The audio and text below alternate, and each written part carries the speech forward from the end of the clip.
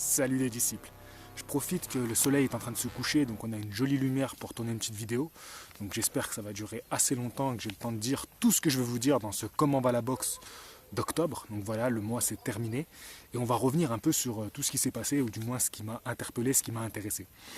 Pour commencer, nous avons chez les poids coqs, donc j'ai ma petite fiche avec moi, le retour de Tomoki Kameda. Donc c'est un boxeur que j'apprécie beaucoup, qui a fait un retour fracassant, KO au premier round. Lolo Martínez que ya sintió la pegada del mexicanito Kameda. ¡Venga, qué cosa! ¡Aquí se acabó esto! ¡Toma! ¡Qué bárbaro! El Chololo Martínez quedó prácticamente como una calcomanía en la lona.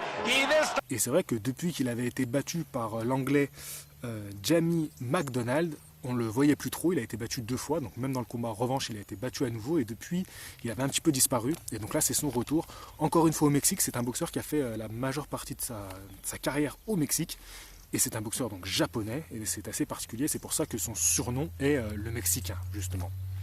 Ensuite, chez les poids super légers, nous avons Ricky Burns, qui a défendu son titre WBA, contre un Biélorusse, donc je vais renoncer à prononcer son prénom parce que c'est trop compliqué, et même son nom d'ailleurs, mais ce Biélorusse, qui était un parfait inconnu avant ce combat, a fait un combat vachement intéressant, et on peut dire que Ricky Burns est tombé sur un os en affrontant ce Biélorusse, qui lui a vraiment rendu l'appareil, et qui lui est rentré dedans pendant 12 rounds, et même au dernier round, l'anglais est touché, et tombe sur un coup, et ne sera pas compté. Donc bon, c'est voilà, arbitrage maison.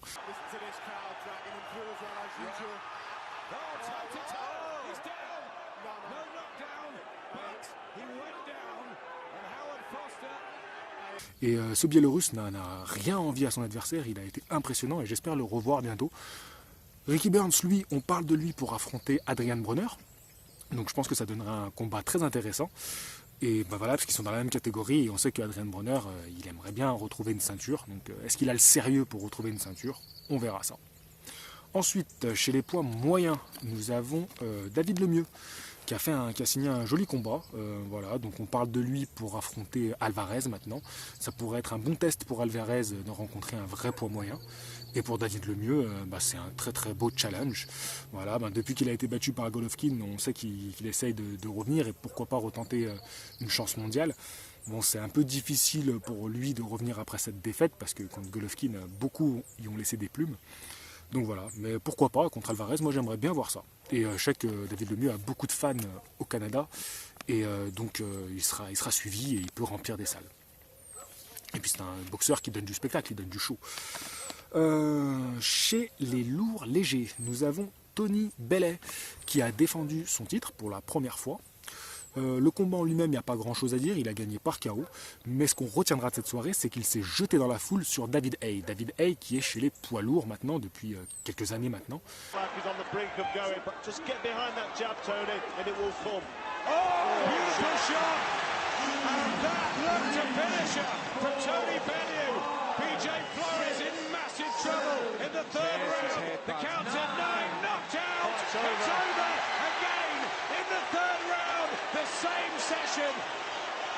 Tony Bellew retains his World Cruiserweight title, and already the war of words begin with David Haye.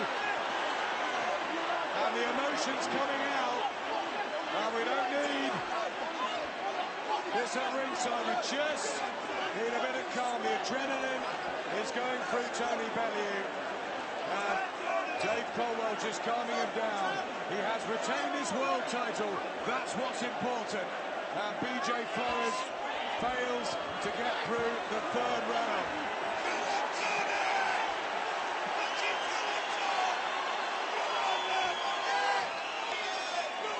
Et donc du coup ça a fait l'événement de la réunion, alors même c'était une réunion dans laquelle il y avait des beaux combats, mais on retiendra surtout ça.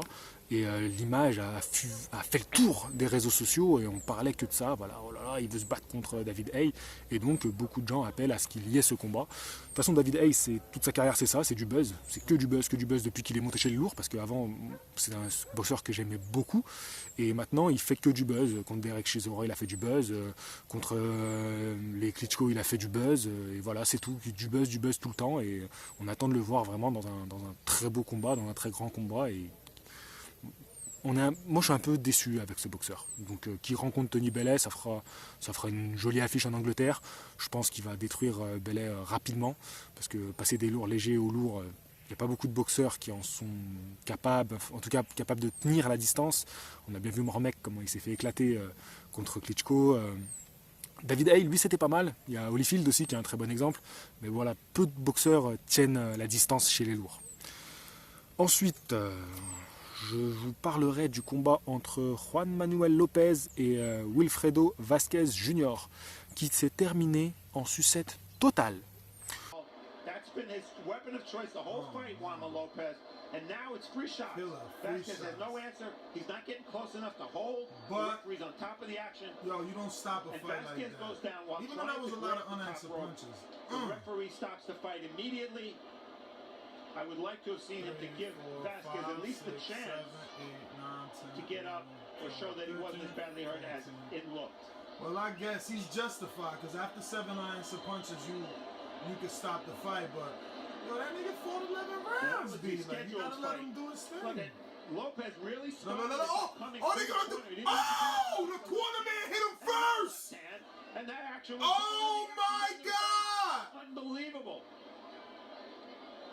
Oh wow, the corner man. Donc voilà, c'est deux portoricains qui se sont mis sur la gueule pendant le combat et en fin de combat. Donc c'est du rare en boxe de voir de telles images, voilà, qui se jettent contre un des hommes du coin, donc qui est, je pense, le soigneur, et qui se battent comme ça. Il a fallu les séparer, enfin bon, une catastrophe. C'est vraiment du rare en boxe, on voit rarement des images comme ça. Donc voilà, ce qu'on retient surtout, ce sont des bastons en fait, et du scandale de ce mois. Donc je suis un peu déçu. Côté français, on a eu deux belles réunions. L'une avec Nadib Mohamedi qui est revenu alors que ça faisait bien longtemps qu'il n'avait pas boxé en France et qui a surtout changé de catégorie. Donc ça, moi je pense que c'est bien parce que quand il a rencontré Kovalev, pour moi il est dans une catégorie trop haute pour lui et on l'a vraiment vu visuellement sur le ring, la différence de gabarit entre Kovalev et lui. Mais fort de son expérience d'avoir rencontré Kovalev, je pense qu'il peut encore faire des beaux combats. Et dans cette catégorie-là, je pense que ça lui ira mieux en super moyen. Donc là, il a une ceinture WBC francophone, donc il faut m'expliquer si vous savez ce que ça veut dire concrètement. Mais j'espère qu'il pourra retourner à un championnat du monde un jour. Je lui souhaite vraiment le meilleur pour lui et d'aller retenter une chance mondiale. On a eu encore une autre belle réunion, comme je vous disais, avec un ex-champion WBA, c'est Souleymane Mbaye, qui a fait une belle prestation pugilistique, mais voilà, c'était un peu contre un faire-valoir, donc il a battu son adversaire au point, mais il a donné une belle prestation, il a donné du spectacle aux gens qui étaient venus le voir, et c'est chouette de voir un ancien champion comme ça combattre encore en France et nous donner des belles réunions. À 41 ans, il espère plus grand-chose, donc il y a une voiture qui passe, j'espère que ça ne va pas trop perturber. Ensuite, on a Maxime Bossir qui lui a combattu Artem Karpets. Voilà. Il l'a gagné par blessure. En fait, son adversaire s'est blessé, donc on a comptabilisé les points et il a remporté le combat assez facilement.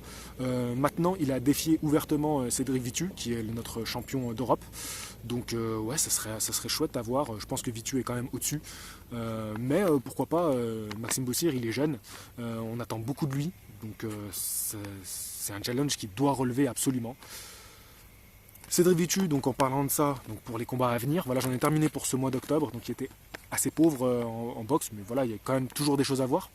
Le mois suivant, ou en tout cas les annonces qu'on a eues dans ce mois.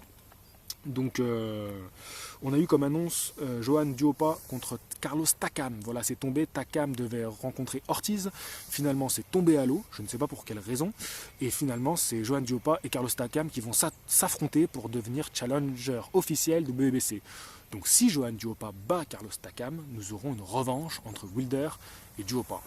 Waouh! Moi, j'attends de voir ça. Déjà, j'attends de voir ce combat entre les deux meilleurs poids lourds français à l'heure actuelle. Ça va être un combat de lourd.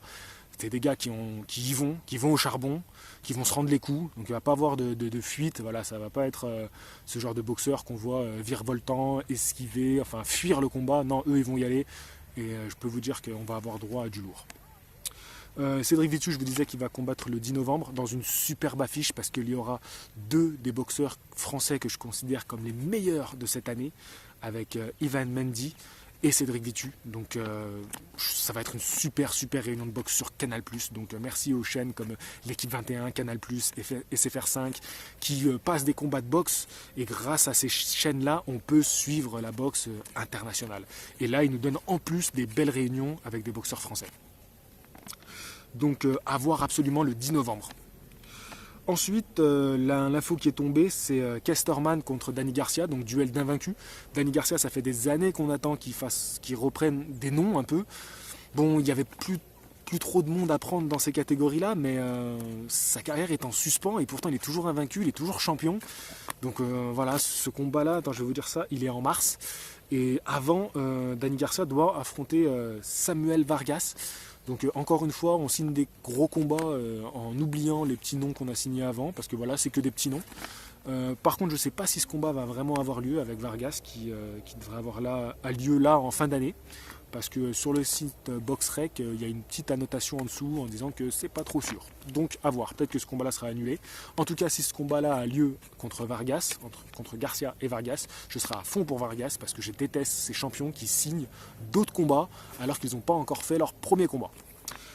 Sinon, j'ai toujours aimé Danny Garcia, même s'il m'a déçu sur ses derniers combats, parce que je trouvais que sa carrière était en suspens, comme je disais, et qu'il ne se passait plus rien.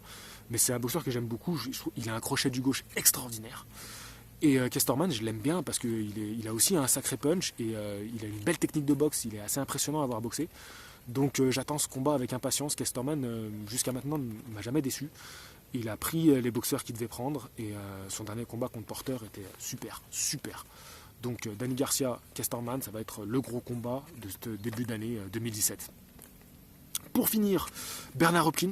Waouh, Bernard Hopkins qui va refaire un combat. Alors ça, c'est incroyable. Alors les gars, dites-moi, les gars, les filles, tout le monde, dites-moi ce que vous pensez de ça. Moi, j'étais complètement scotché quand j'ai vu que Hopkins revenait. Il était déjà le plus vieux boxeur à avoir pris un titre de champion du monde. Donc c'était déjà un record qu'il avait battu. Et là, il va revenir, alors juste pour un match comme ça, pour prendre sa retraite. Donc il ne va pas retourner jusqu'au championnat du monde. Il avait été battu par Kovalev. Une défaite très dure, et moi j'avais eu peur pour sa peau à ce moment-là. Là, il prend un jeune. Il y a un énorme écart d'âge entre les deux boxeurs. Et il prend un jeune qui a un assez bon palmarès. Donc ça va pas être un adversaire à prendre à la légère. Donc si cet adversaire a l'envie de le détruire, ça peut être dangereux pour Bernard Hopkins. Donc dites-moi ce que vous pensez de ça. Qu'est-ce que vous avez ressenti quand vous avez su que Bernard Hopkins remettait les gants pour une dernière, en sachant que lui actuellement est promoteur avec De La Hoya. Ils sont deux super promoteurs de boxe, enfin super parce qu'ils ont des très gros boxeurs comme Alvarez par exemple. D'autres diront qu'ils ne sont pas si super que ça parce qu'ils ne font pas des super combats à Alvarez, mais en tout cas il est bien à l'aise dans ses chaussures de promoteur et il prend le risque de remonter sur le ring. Voilà, c'était la dernière information de ce Comment va la boxe. Donc voilà, dans les Comment va la boxe, je serai un peu plus à la cool comme ça, à vous donner plein d'infos avec mon petit bout de papier, sans se prendre la tête. Là c'était en extérieur, donc c'était bien sympa. Et les autres vidéos seront des vidéos bien carrées comme vous les aimez aussi. Et une fois par mois, un Comment va la boxe où on se lâche un peu tranquillou. N'oubliez pas de mettre un maximum de commentaires. Surtout s'il y a des combats que vous avez vus, que vous avez aimés, dont je n'ai pas parlé dans ces vidéos. C'est très important pour ceux qui veulent savoir qu'est-ce qui s'est passé en octobre. Et s'il y a des combats que j'ai loupés, dites-le moi, j'irai les voir. Peut-être c'est des combats que j'ai vus que j'ai pas voulu parler parce qu'ils m'ont pas intéressé. Et en tout cas, ces vidéos sont faites pour qu'on informe un maximum de personnes sur ce qu'il y a eu en noblard pendant ce mois. Je vous dis au mois prochain pour le prochain Comment va la boxe. Fighting!